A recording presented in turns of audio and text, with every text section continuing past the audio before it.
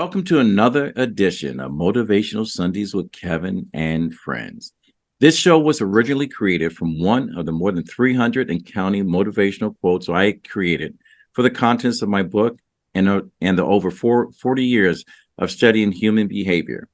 Curious, I always wonder how one quote landed with someone else based on the interpretation and perception we created this show.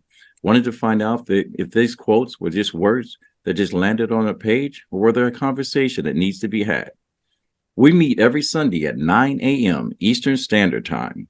We throw out the quote and we see what happens. My name is Kevin McLemore. I am the host, and I am joined with Otis Spencer, my co-hosts, Christopher and Gilda James, Dio, Denise Lopes, SAG President, Andrea Lyman, David Curtis, producer, writer, actor, all these thespians here are surrounded with. And then our new guest, Harry Thomas, and he's bringing us the quote today.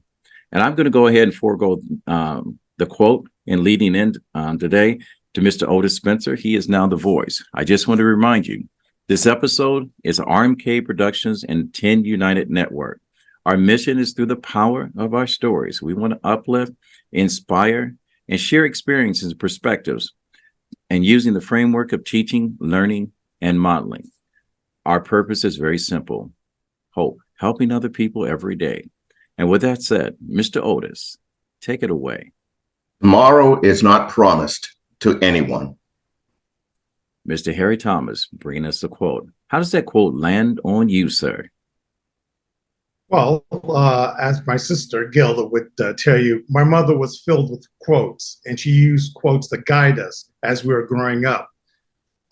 As I was putting together both of my books, Peace by the Sea and Finding Peace by the Sea, I felt that it was necessary to include that quote in both of in my first book. Now, as the quote says, tomorrow isn't promised. So what that means, in essence, is that you have to use, you have to take today and use the day to the best of your ability. So growing up, used to hear people and friends say, well, let's wait until tomorrow. Let's do this tomorrow. And my mother would say, look, you can't wait till tomorrow to do things. Start things and do things today. So I felt that, during the pandemic, I wanted to, write a book, a self-care, a self-help book. And I felt that this particular quote was a very good quote to use.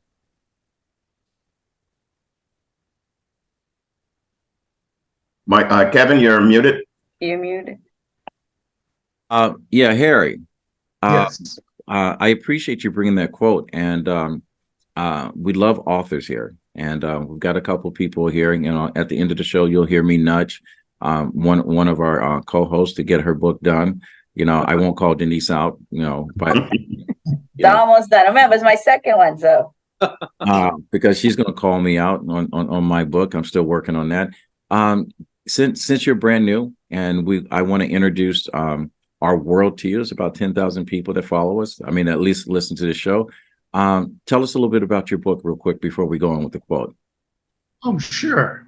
During the pandemic, when we were going through the issues of politics, pandemic, and policing, I felt that, we needed something, uplifting book, with quotes that we could grab onto and, pick up. I wanted to put together something that was an easy read. So I chose, different quotes from different folks, highlighting, things that could, motivate folks.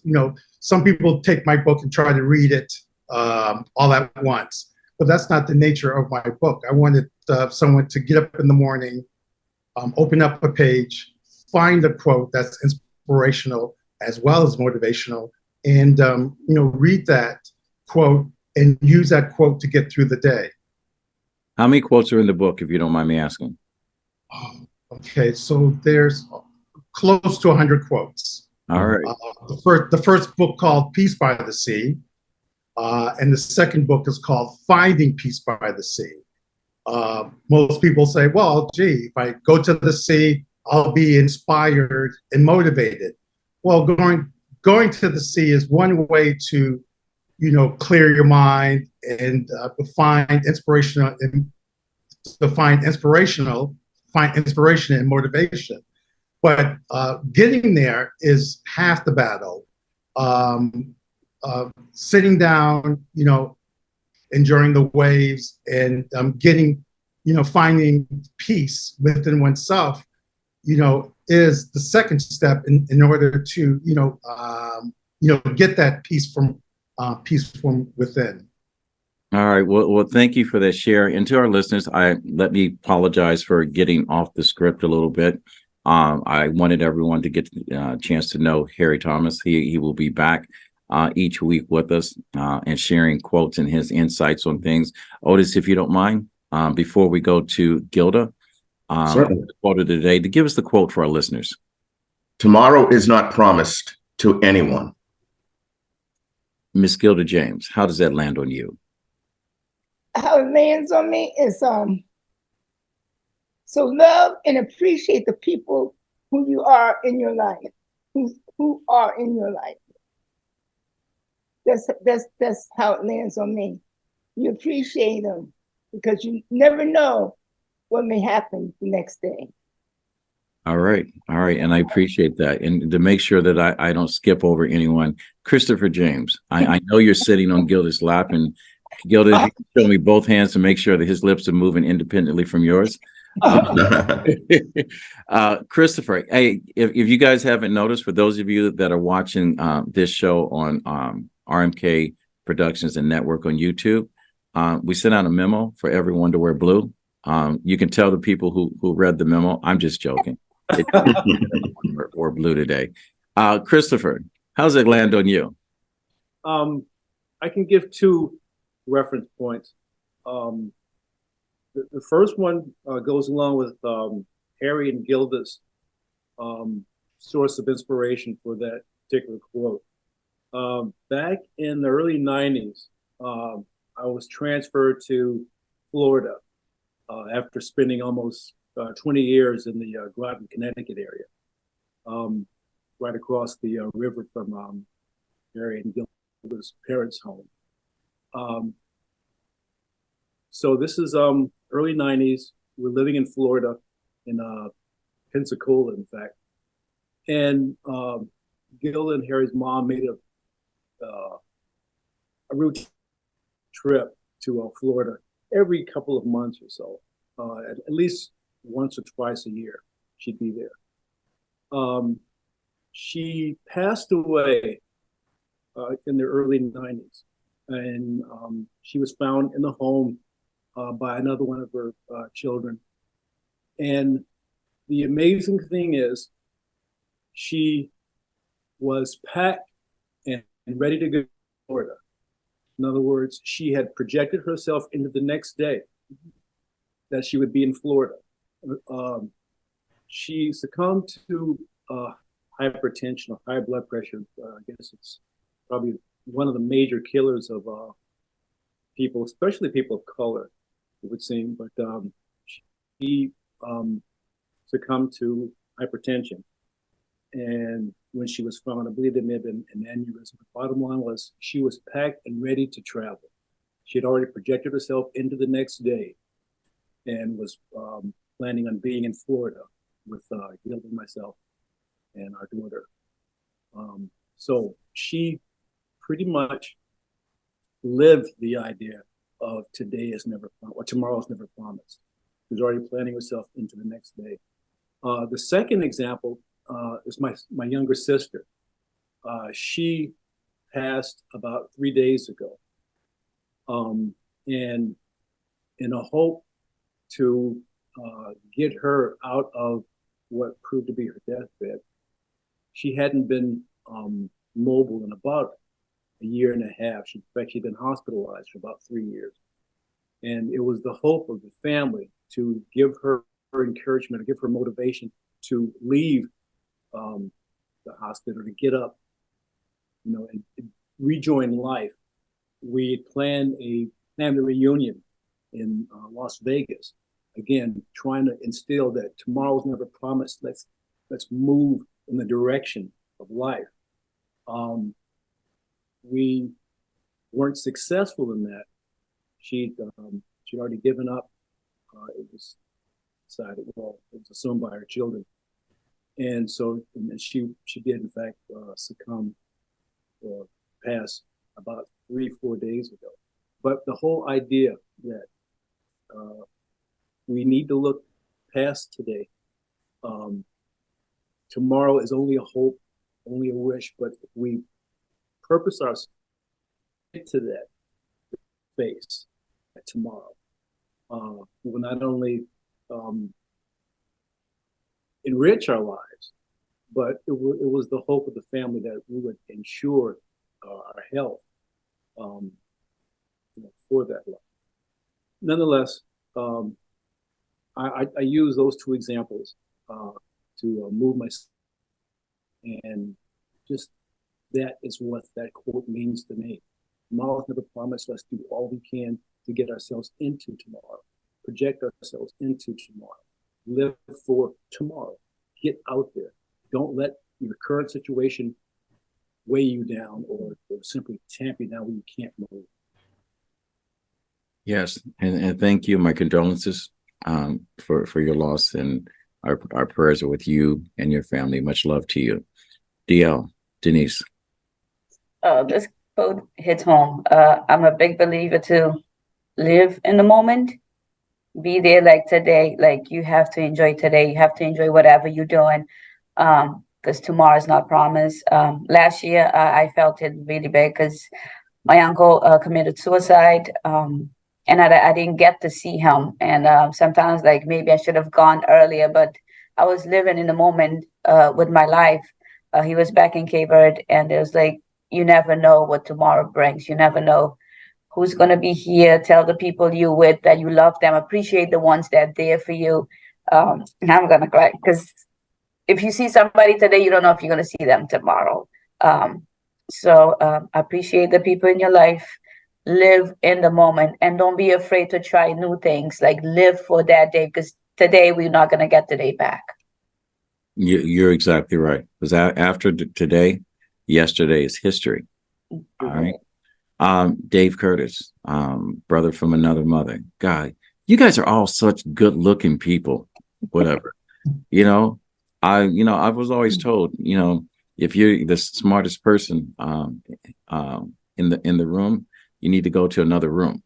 I am so glad I landed in this space, because I'm with beautiful, highly intelligent and talented people.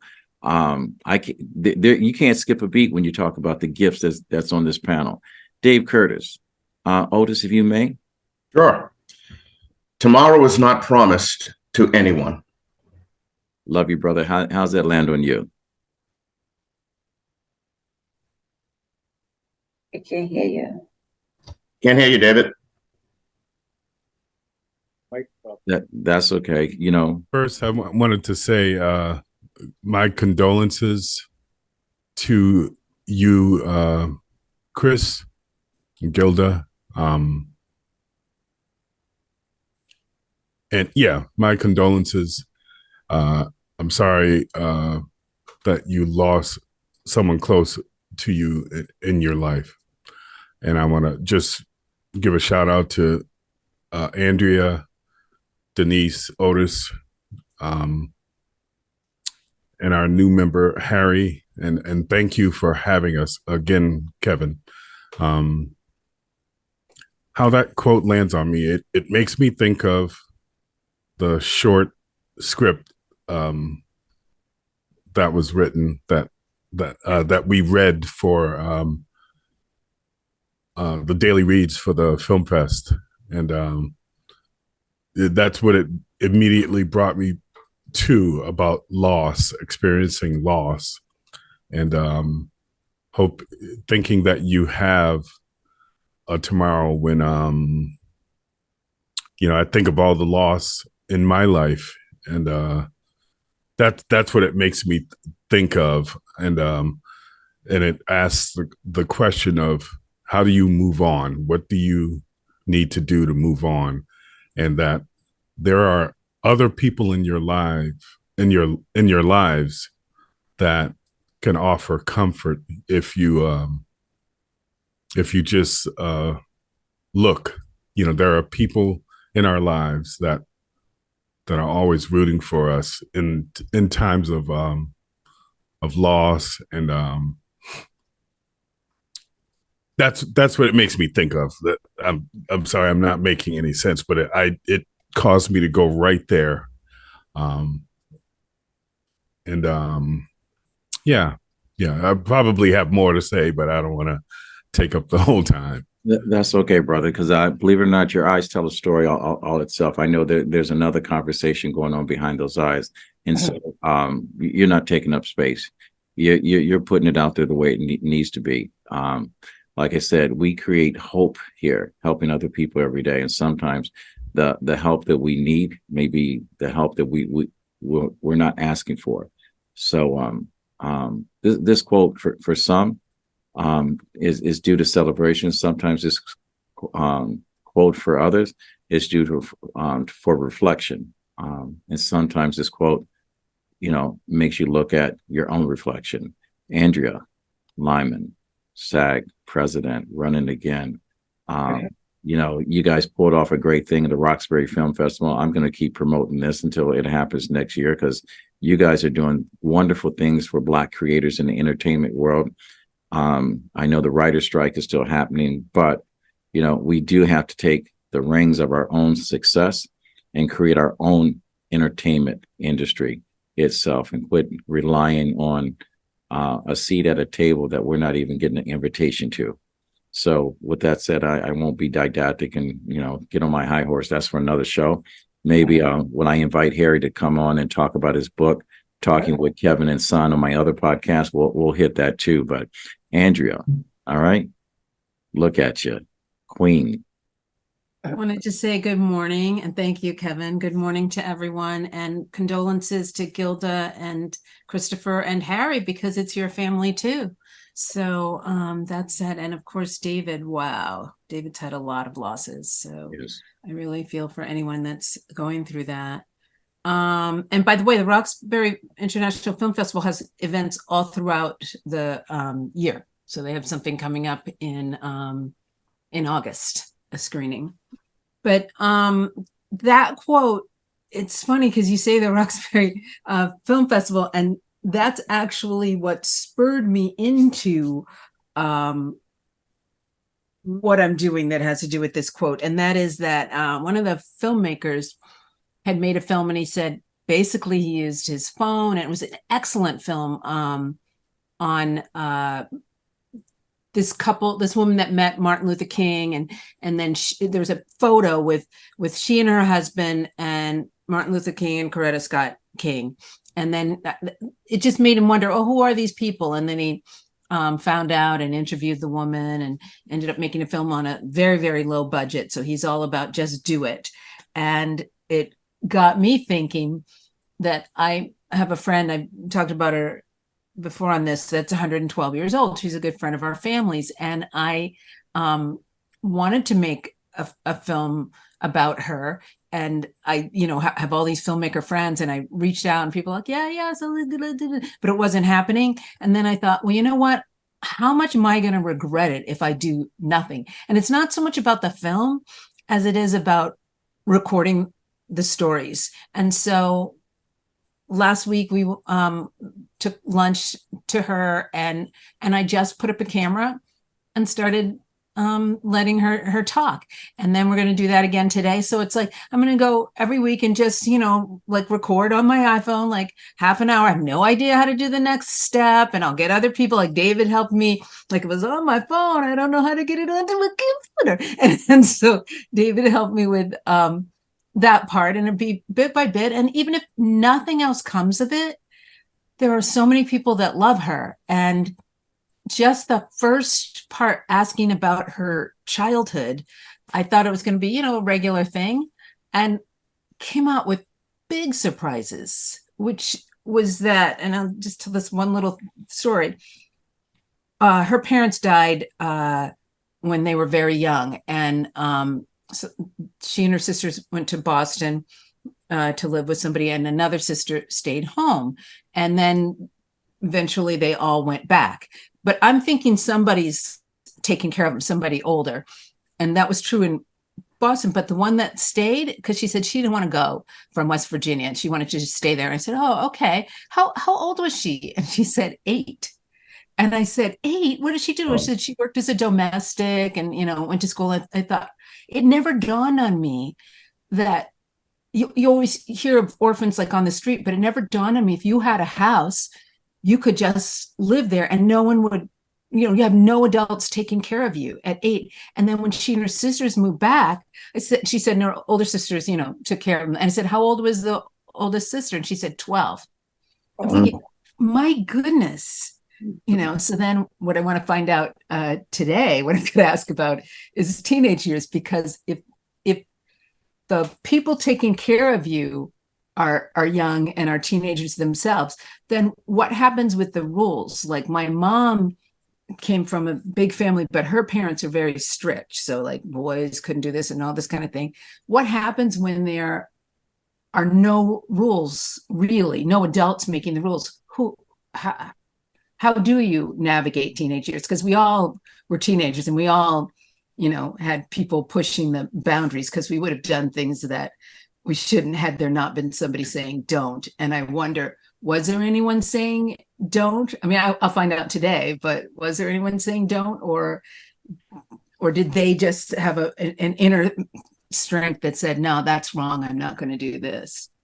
So it's just, but that is all from not waiting for, I know professionals, I know people that could help, but not waiting for them and just going ahead. And yeah, it's messy, and yeah, it's on an iPhone, but what we want is the stories.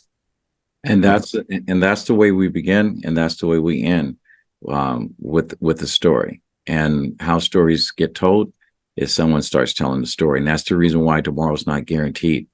Tomorrow's not promised, and that's the reason why you got to seize the moment. And to have an 8-year-old and a 12-year-old creating their own rules, it's just magical. And I'm so glad you're capturing that on camera. Can't wait to see that story and see what you do with today, because the moments do matter.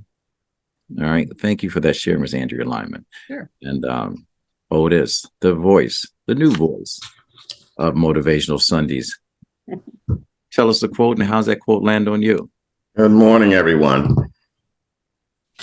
Personally, I would say always be kind to someone, because I hate to see anyone tell a friend, a loved one, I hate you, and have them not be there tomorrow. You'll regret it for the rest of your life. Always be kind, be loving, be thoughtful, be helpful.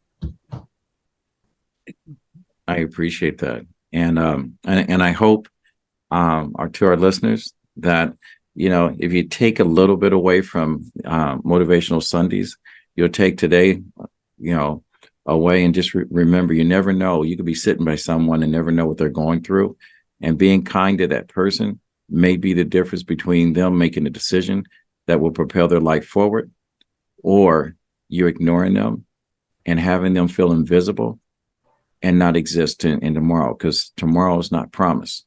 It's what you do today. So Denise, I hope I haven't forgotten anyone. All right. I guess I'm the last one. You're on point today. All right. So I'm going to speak directly to our listeners. There's not one of us on this planet, to our listeners, that hasn't lost someone that we're very close to, or someone we lost and we knew we should have called, but we were busy. We're always want to do, we're always going to do, or we're trying to find time to do something. That's just life itself. I was given, when I was graduating from college, a rock, and written on the rock was, today is yesterday's tomorrow. And of all the wonderful things I had gotten as gifts, whatever, could not understand why my professor that thought so much of me gave me a rock with this engraved. It took me years. And I remember one morning while in Cleveland, Ohio, I was working for the Indians at that time. I looked up and I saw that rock, and I've always wondered, today is yesterday's tomorrow. And then it finally dawned on me. All right. Tomorrow is just one of our dreams, just one of our dreams. We always say what we're going to do tomorrow. It's a dream. It's something that we can think about it and can will it into existence, but if we don't get a chance to live tomorrow, then we have to live with the decisions that we make today. And you have to remember, when you move forward in life, whatever happened on Monday, and here it is Wednesday, it's part of our history. You can't go back and retake a word that you said. You can't go back and, stop something that you did. But you can live in this moment today. We have all lost someone. I will tell you that, my heart is heavy, and I'm trying to figure out a way to wrap my head around a young man at 28 years old that lost his life, more so by choice. Has life just coming together, signed a $2.2 million record deal with Sony Records. And 4 weeks after signing that, I attended his funeral yesterday. And only because of success, and I always tell people, you got to be prepared to be successful, took 2 drugs and never woke up. And I'm so sad that our young people are finding opioids to be an escape, and we need to do something about it, especially, our young people. I say this with a heavy heart. And when you think about the quote today, understand this: the only thing that we all have equal, no matter where we are on this planet, is time. The same 60 seconds in France is the same 60 seconds in the hood in Cleveland. The same 60 seconds in Hollywood and Vine is the same 60 seconds on Park Avenue.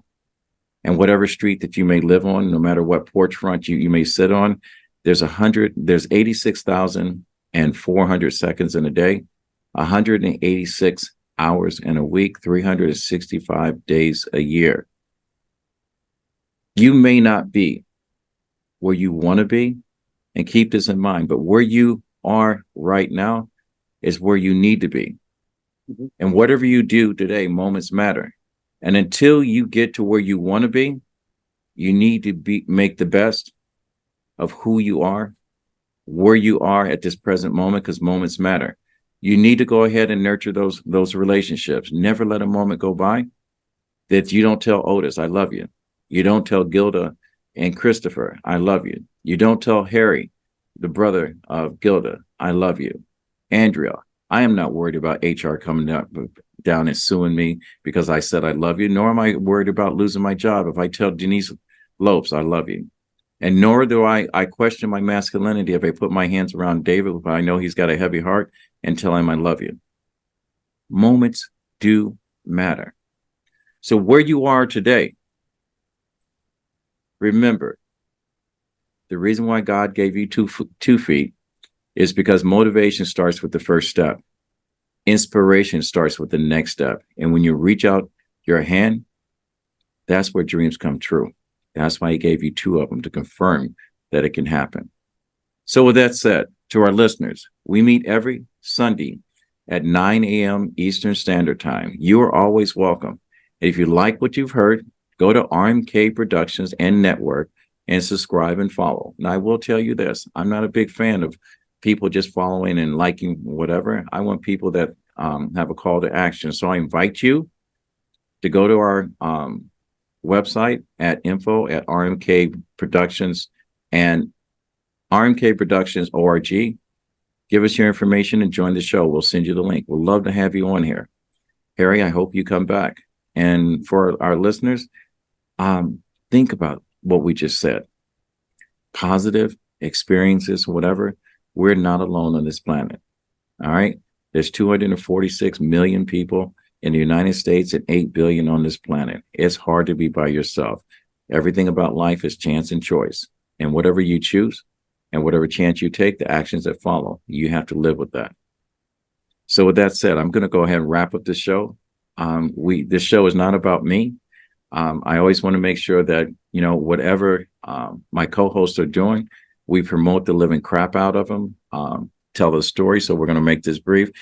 I'm going to put the pressure back on Denise because August is coming up. How's the book coming, Denise Lopes? Tell us about this book.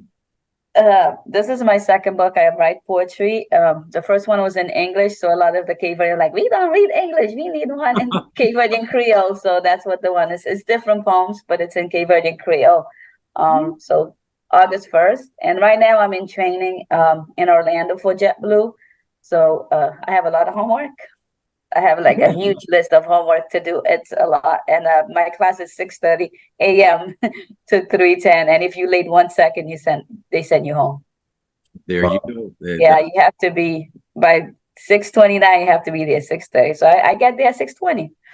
It's been hard. It's a lot of homework, but it's preparing me because I'm going for my PhD in September. So training my brain already for that, because last time I was in school was in 2018. You got to put in the work. Congratulations and good luck. David Curtis, Man About Town.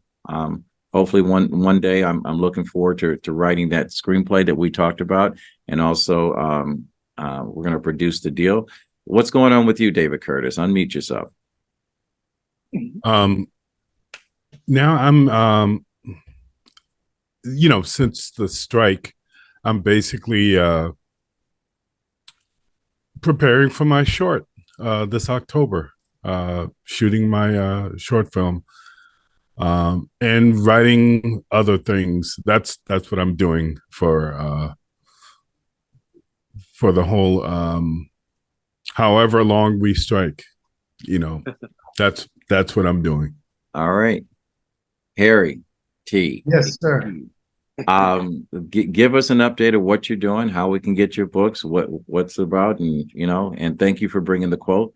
Tomorrow's not promised. Thanks to your mom. Love her. Our condolences to the losses. What are you up to? You got all this awards behind you. I mean, I'm starting to feel kind of, a kind of way, having celebrities on this panel. He's been in movies. Well, he's done commercials. He's writing books. Yes. Yes. Well, as my mother would say, an idle mind is a playground for the devil. So I got to keep busy. So behind me, I framed my first book, which is on top of my second book. My first book called Peace by the Sea. My second book called Finding Peace by the Sea. Both books are on Amazon, Barnes & Noble, and a host of other places where you can find my book. Currently, I'm working on my third book, which is going to be based in Jamaica. So I gave myself the task of flying back and forth to Jamaica and working on that, grabbing my camera and taking pictures. So my third book is going to be based on the Jamaican culture. So I'm really excited and happy to, jump right into this, the third book once the snow falls here. All right. Otis Spencer, the voice of Motivational Sundays with Kevin and friends. What's going on with you? You got to have something good. You've got Bastille Day behind you. That's right. And happy Bastille Day to all my friends in France. Well, since we're on strike, and I was very lucky to have 3 events come up at the Seaport Hotel, of which I'm the events valet supervisor. So we did an event last night, and I've got another 2 Saturdays coming up with some work. Helps pay the bills. All right. And you look good in blue. Thank you. I'm going to segue over to Chris and Gilda. I'm going to put Chris in harm's way because I'm going to let him speak first. Gilda, show your hands to make sure Chris is making decisions on his own. Chris, you guys look good in your blue. Give us an update. What are you up to? Any new projects? Anything we can promote on the show? Oh, wow. Okay. Those 2 things are like contradictory. New things and things we can promote on the show. But and by the way, I am learning a new form of speech. There was one time my sailor speak wouldn't allow me to speak in church, so I'm learning to speak without. But so that's a whole different thing. There are 2 things that I did want to bring up. Was it this last summer? Yes. Last summer, we took a trip to California and were able to drive the Pacific Coast Highway. Mm-hmm. We rented a Mustang convertible, and without, and it shouldn't be any surprise, Harry came with us. Okay? Good times. Oh man, killer times, beautiful times. We were, I mean, like, it was magical the entire trip, especially the trip through Lake Isabella with the tight curves. These two were just screaming their heads off. It was so much fun. I enjoyed it. But But you enjoyed it. but Harry did mention that he was going to do a third book, and he at the time we were looking at lighthouses on the West Coast, and Harry and I had spoke about coming back and doing a road trip and doing the entire Pacific Coast Highway from San Diego all the way up into I think it was Washington State, Harry was saying. But of course, that would take a lot of logistics and a lot of planning. And I'm glad he's doing the Jamaica trip, just to kind of fill in. But we will one day do that the West Coast tour. But I hope so. yeah, oh, it's on, Harry. It's on us. It's got to get the logistics to work. But we currently are planning a trip to Indiana. I mentioned my sister passed, and that's where the services will be. Which I'm going to bring up one more trip that, again, Harry was with. We just purchased an electric vehicle, a Mercedes EQB, and we had this crazy idea of driving our electric vehicle to Virginia. You can see by Harry's expression, that was the road trip from hell. We're going to try it again with a bit more sanity involved on the Indiana trip. Yeah, so we'll see what happens. Yeah. It was the road trip from hell. Yeah. Gilda, I don't want Denise to yell at me. I don't want to forget you. And Andrea, I know you're there. You want to add to that? Anything you're doing independent from Christopher? No. So I have to just be patient because this road trip is coming up to Indiana, so I just have to be patient and see what happens. Yes. Andrea, you've got a lot going on. They're about to vote for a new SAG president. I know you're running. Roxbury Film Festival is thriving. The creative group that you guys have, you guys are thriving. Can you give us an update as to what you guys are doing? Well, I guess my main focus right now would be on the strike, because that and it's weird because people like relatives and stuff have been texting me and calling me, oh, the strike. And in some ways, the strike feels like it's been going on for a while because the writers' strike stopped a lot of the work in our area. So whereas I'm usually working tons, I wouldn't even be able to do this because this is usually my busiest time. It already wasn't busy. We had like 2 or 3 projects where we usually have like 10 or 15 around this time. So I haven't been working that much in the films. I mean, if you were lucky like Otis and we're able to do all these projects, I wasn't, so I didn't work on the 2 that were here, but usually I would have been. So there's that. And then on the positive side was like yesterday, I played Phyllis, the wife of King Pompey, for Negro Election Day. That is something that a lot of people don't even know existed. And now they've made it officially a state holiday in Massachusetts. So in what was it, 17, they gave me a little a wrist bracelet that gives you the information. So in 1741, there's Black King Pompey was the first elected king of Negro Election Day. So 1741, obviously before the Revolutionary War and everything, some people were enslaved and some people were free that were Black, and they would hold elections, and that person would speak for the Black community. And then they had conventions and things like this. So this was in Salem, Massachusetts, and they had it every year, and they've been having for hundreds of years a celebration of it.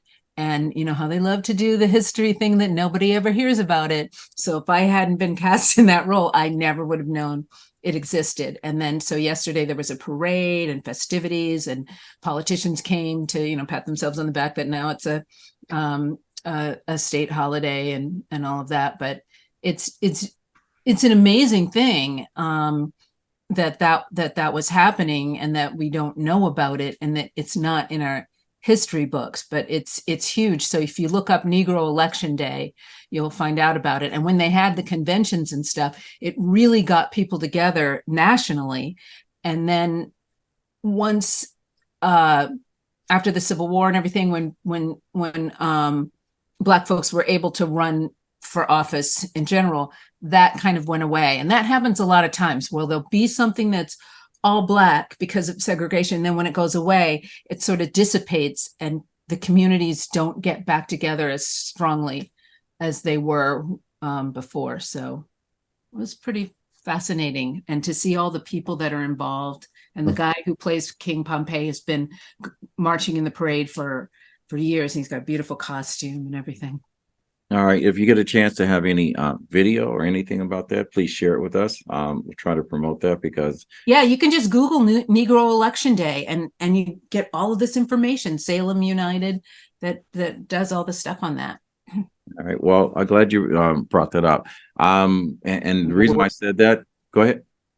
Did I miss someone? All right. I don't want to speak over anyone. For me, got a lot going on. First of all, I'm going to say that not only to my listeners, but everyone on this panel, you all have a story to tell. All right.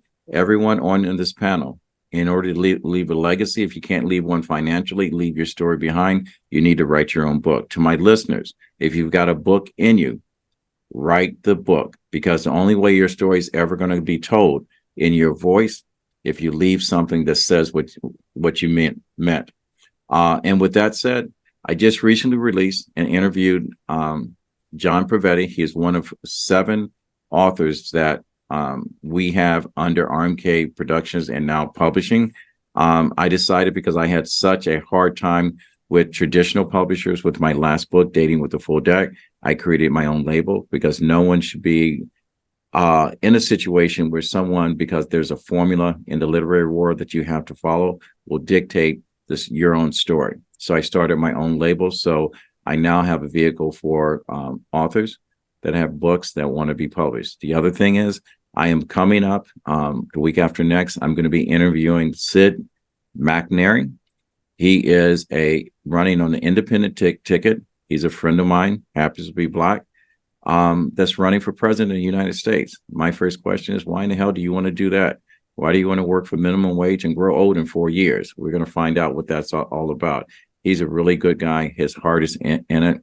I know what the world's going to do to him, so I got to get the world ready for him, which is the subtitle of my book. The title is The World's Not Ready for You. It's a book that I'm working on. I'm illustrating. It was supposed to be done 6 months ago. I did not know that I was going to put as much detail in illustrating the book. So not only am I putting my literary skills out there, the motivation behind my books, I lost my younger sister at 42 years of age. She died of a heart attack. And I used to always tell her, the world's not ready for you. I got to go out and get the world ready. And that became the title. First time I've ever written a book in an hour. They're short stories of conversations we used to have. They're motivational, inspirational, but they make you think.